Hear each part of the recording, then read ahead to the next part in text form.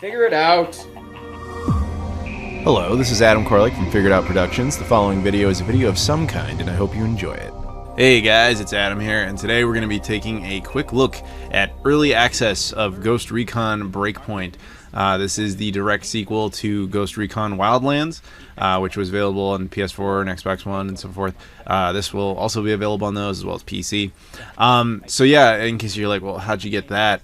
So this is actually footage I got at E3. Ubisoft gave me early access to it, and I got to play it for like an hour.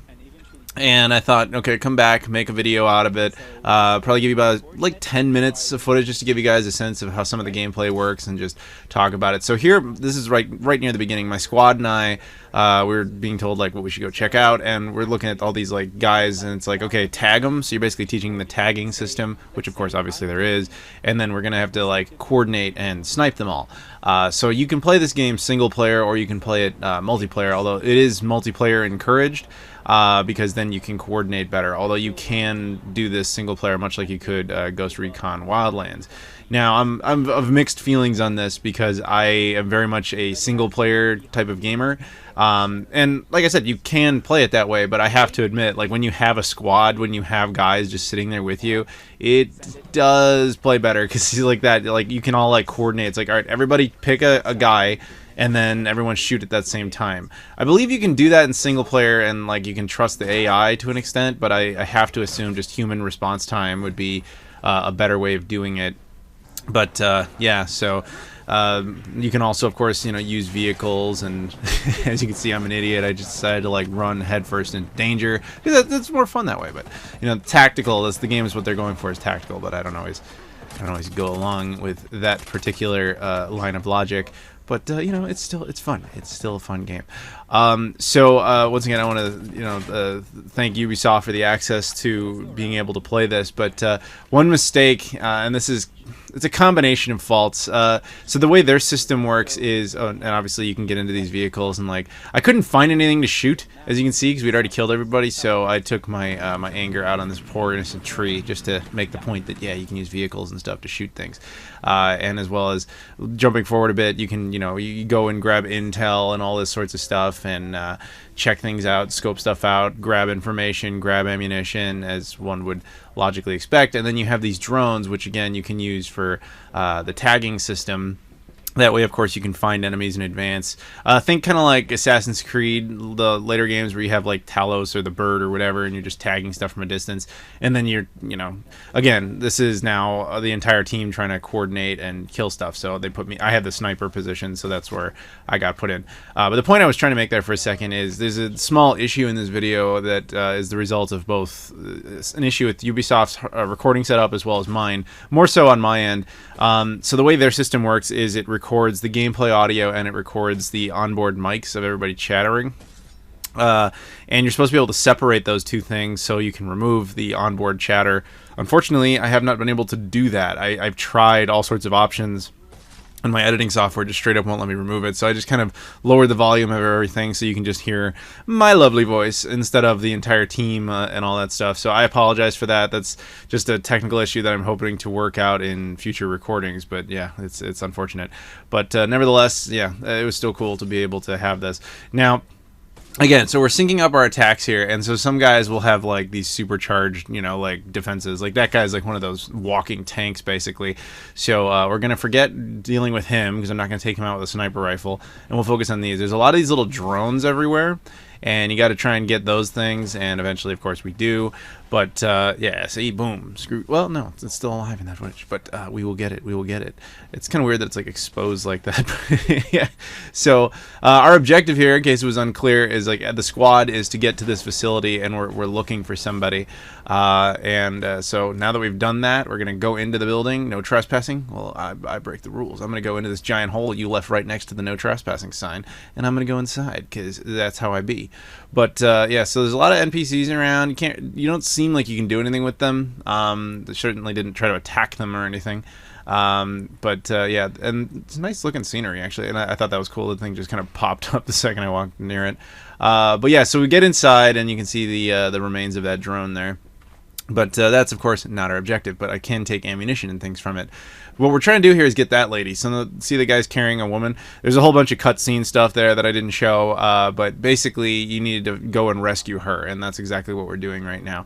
So our plan here is to get out of this facility and take her back to a safe point, but because it's a video game, there has to be some sort of conflict. So of course we're immediately engaged with there's bad guys over there, so we have to take them out. So we will be doing that as shortly. Now I'm excited to continue to play this game like upon final release, because you know the Ghost Recon series, I have to admit, was never super significant to me until a couple of years ago. I got when Ghost Recon Wildlands came out, that was the first time I really dived into one more, and I really enjoyed it. I kind of thought of it as like, you know, a multiplayer Far Cry in third person. That's just how it played to me, and I enjoyed that. But yeah, look, we succeeded, and blowing everything up, I decided to do the big, you know, explosion walk away because, you know, I wanted to be cool. And yeah, we succeeded. So we got into the helicopter and she survived. So you can get a sense of how that type of thing works.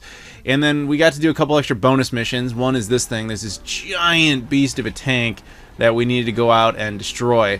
This was something that they kind of told everybody, like, hey, go give this a shot, have your squads do it. And most people can't really do this because it's really, really hard. My understanding is more squads were successful in this than they thought was going to happen. But yeah, it as you can see, it's just brutally painful, and it's difficult. It's supposed to be difficult. I mean, if you die, your teammates can revive you, but if they don't get to you in time, you're out. I believe there is a respawn point, but you're obviously, like I just did there, it's suggested you use, of course, grenade launchers, because, like, you know, basic bullets aren't going to do much. But as you can see, we did eventually succeed. We took the thing down, and we won, and we got to be super cool, which is awesome. So I cut out the majority of that, because the majority of it's just me running around trying to, like, not die, but we did obviously succeed. So now I'll give you, like, this big uninterrupted segment where we just went into this little village, and we were just trying to basically take down bad guys and take down drones, and just, you know, you can use your own drone to kind of scan the area, as I've mentioned before, and just get a sense of the environments, and just hopefully take it over and be successful. So this one will not be chopped up this time, and you can see, like, everything in full. And while we're doing that, one thing, like I said, they have their own drones, which is kind of cool, so you can actually attack their drones if you want, which is kind of neat, which you'll see more of in a bit. But to give you guys a little side story where I was kind of going with this before, the Ghost Recon franchise has a bit of a soft spot. I have a soft spot in my heart for that one, because back in 2016, Ubisoft actually brought me out to Paris to check out Ghost Recon Wildlands, which was, like, super cool of them to do. Just all I did was go to their office, check it out, learn more about it, and that was it. And then I got, like, a week in Paris, which was great. So I will always remember that as just something amazing they did for me for no real reason.